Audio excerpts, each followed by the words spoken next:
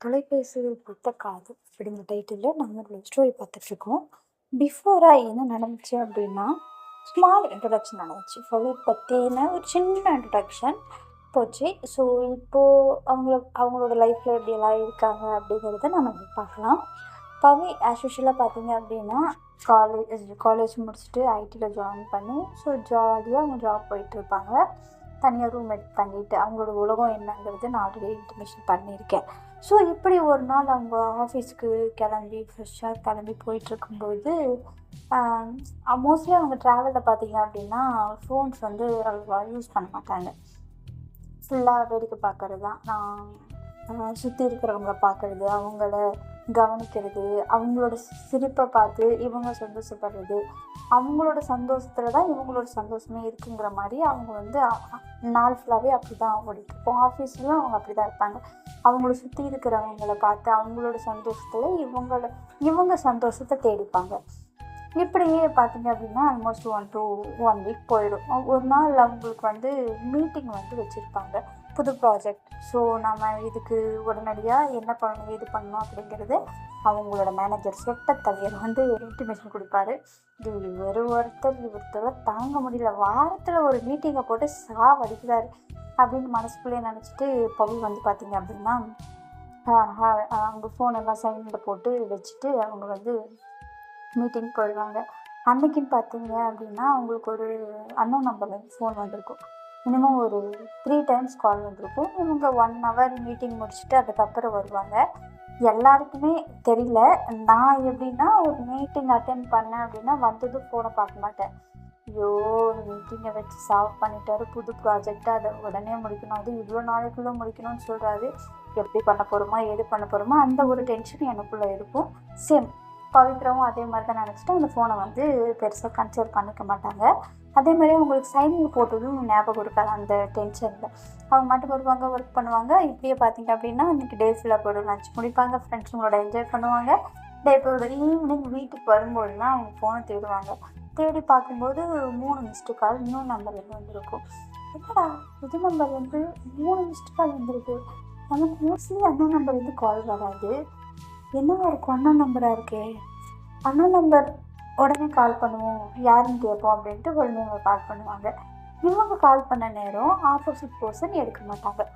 இவங்களும் ஒரு வாட்டிக்கு 2 வாட்டி பண்ணுவாங்க. அதுக்கப்புறம் இன்னொரு நம்பருக்கு தானே இவ்வளோ எதுக்கு வேலை கொடுக்குறோம் அப்படின்னு யோசிச்சுட்டு கொஞ்ச நேரத்தில் அம்மாவுக்கு ஃபோன் பண்ண, ஒருவேளை அம்மா எதுவும் கால் பண்ணியிருப்பாங்களோ அப்படின்ட்டு அவங்க அம்மாவுக்கு கால் பண்ணி பேசுவாங்க.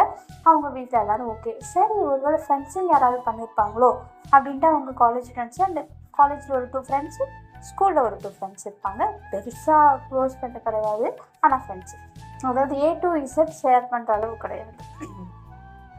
பெஸ்ட்டு ஃப்ரெண்டு அப்படிங்கும்போது நமக்கு கவலையாக இருந்தாலும் அவங்களுக்கு ஃபோன் பண்ணி பேசணும்னு தோணும், சந்தோஷமாக இருந்தாலும் ஃபோன் பண்ணி பேசணும்னு தோணும், போர் அடித்தாலும் ஃபோன் பண்ணி வம்பிழுக்கணும்னு தோணும். ஸோ இவங்க வந்து அப்படி கிடையாது. எப்பயாச்சும் ஒரு நாள் கால் பண்ணி எப்படி இருக்க என்ன பண்ணுறான்னு விசாரிப்பாங்க. ஸோ அந்த அளவுக்கு தான் ஃப்ரெண்ட்ஸு. இதோட இவங்க யாராச்சும் பண்ணியிருப்பாங்களோ அப்படின்ட்டு இவங்களும் கால் பண்ணி பேசுவாங்க.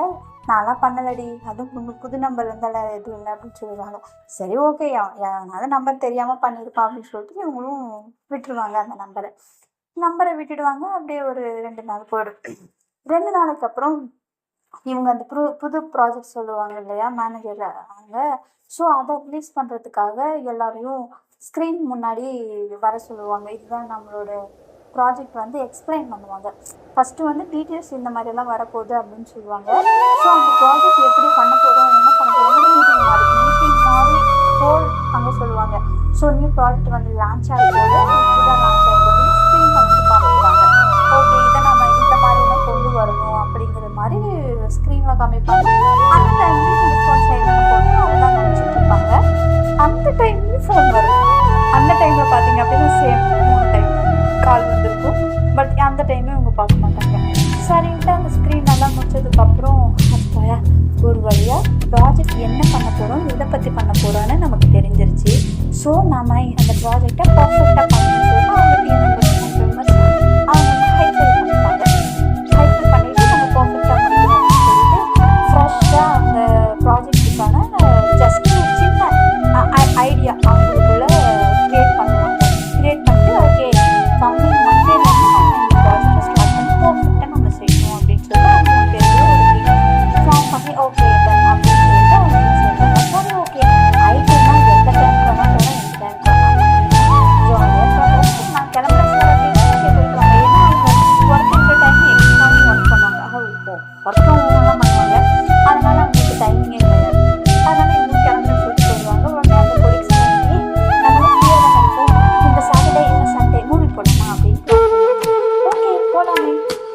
நான் ஆல்ரெடி சொல்லியிருக்கேன், பெருசாக அட்டாச் கிடையாது, ஆனால் கொழுப்பு கூட நல்லா அட்டாச் ஆகுது அப்படின்னு சொல்லியிருக்கேன். சரி மூவிக்கு போகலாம்னு சொல்லிட்டு நம்ம சன்னஹாசன் மூவிக்கு போவாங்க. சன்னஹாசன் மூவிக்கு போயிட்டு செம்ம காமெடியாக இருக்கும். நல்லா பார்த்து என்ஜாய் பண்ணுவாங்க. அந்த மூவியை பயங்கரமாக என்ஜாய் பண்ணுவாங்க. ஸோ 4 நாள் பண்ணியிருப்பாங்க. ஸோ மூவியெல்லாம் பார்த்துட்டு வெளியில் வந்து பார்த்தீங்க அப்படின்னா ஏஜ் பர்சன் வந்திருப்பாங்க. அதே சமயத்தில் ஒர்க் பிஸியில் ஓடிட்டு இருப்பாங்க. ஸோ கேர்ள் ஃப்ரெண்ட்ஸ் கூட வந்திருப்பாங்க, கப்பல்ஸ் வந்திருப்பாங்க, பேட்ச் வந்திருப்பாங்க, நியூஸ் இந்த மாதிரி நிறைய பேர் வந்திருப்பாங்க. நம்ம அதுக்கு தான் அப்சர்வேஷன் நிறைய இருக்கு. அப்சர்வேஷன் இல்லை, அப்சர்வ் பண்ணுற ஹேபிட் நிறைய இருக்கு. அதனால அங்கே இருக்கிறவங்க சுற்றி இருக்கிறவங்க அப்சர்வ் பண்ணிட்டே இருப்பாங்க. ஏன்னா இவங்களுக்குள்ள சந்தோஷத்தை தேடுறதை விட சுற்றி இருக்கிறவங்களோட சந்தோஷத்துல இவங்க சந்தோஷம் இருக்கிறத இவங்க வந்து ஸ்டார்டிங் அப்படியே கிரியேட் ஆயிருப்பாங்க. அதனால சுற்றி இருக்கிறவங்களோட சந்தோஷத்தை பார்த்துட்டு இவங்க சிரிச்சுட்டே இருப்பாங்க. இவங்க ஃபுல்லாக அங்கே படிச்சுட்டு இருப்பாங்க. அவங்க வந்து ஒரு கேங் இருப்பாங்க. ஒரு 4 கேங் தனியாக இருக்கும். இந்த பக்கம் ஒரு ஃபுல்லாக மாறினா எப்படி இருக்குன்னு தெரியும். நல்லா என்ஜாய் பண்ணிட்டு இருப்பாங்க.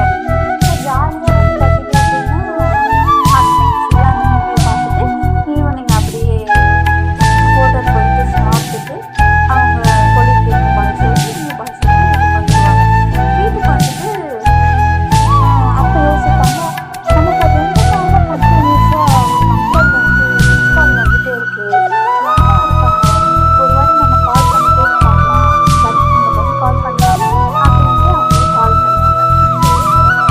கால் பண்ணுவாங்க. வீடு ஃபுல் போகும், ரெஸ்பாண்டே பண்ணுவாங்க. நான் இது நான் கால் பண்ணுறேன், கால் பண்ணும்போது இருக்க மாட்டேங்கிறாங்க. அப்புறம் இவங்களா கால் பண்ணுறாங்க, அந்த டைம் நான் பிஸியாக இருக்கேன். யாராக இருக்கும், எதுக்கு இவங்க இத்தனை வாட்டி கால் பண்ணுறாங்க, சரி ஓகே நெக்ஸ்ட் டைம் கால் வந்தால் பார்த்துக்கலாம் அப்படின்னு சொல்லிட்டு ஃப்ரீயாக விட்டுட்டு ஆஸ் யூஷுவல் அவங்க என்ன பண்ணுவாங்க, நல்லா வெளில சாப்பிட்டு வந்தாச்சு, என்ஜாய் பண்ணியாச்சு, ஸோ ரெஸ்ட். அவங்க ரூமில் இருக்கிற ஏதாவது ஒரு ஸ்டோரி புக்கு, ஸோ இந்த மாதிரி ஏதாவது ஒரு புக்ஸ் படிச்சுட்டு நல்லா தூங்கிடுவாங்க. மண்டேலேருந்து நியூ ப்ராஜெக்ட் சொல்லவே தேவையில்லை, வச்சு செய்கிற அளவுக்கு செம்ம பிஸி.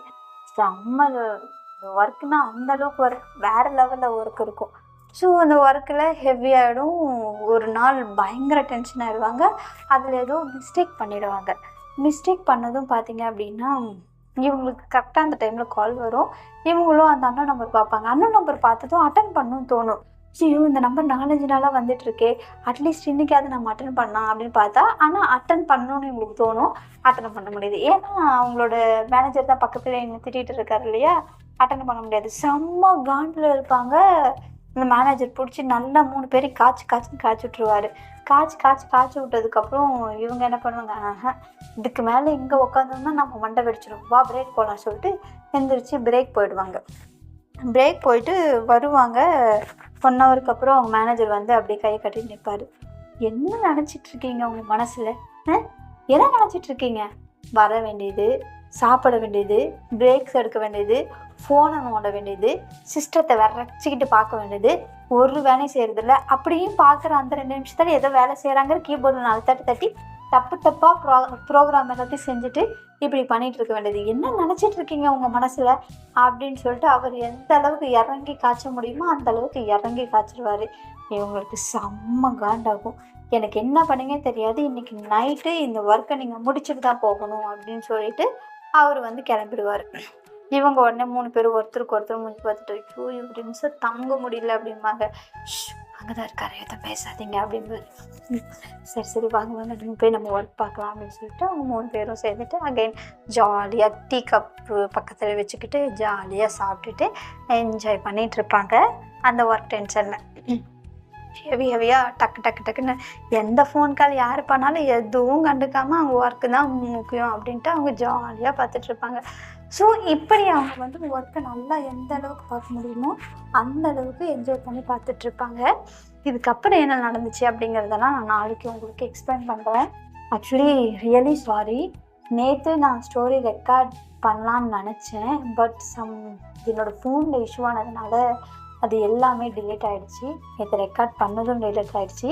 இன்றைக்கி நான் ஆஃபீஸ்லேருந்து 8:30க்கு மேலே வந்து ரெக்கார்ட் பண்ணுறேன். அதனால தான் இவ்வளோ டிலே. அதனால தான் கம்மியாகவும் நான் போட்டிருக்கேன். சாரி. பட் நாளையிலேருந்து நான் வந்து எந்த ப்ராப்ளமும் வராத அளவுக்கு பார்த்துக்கிறேன்.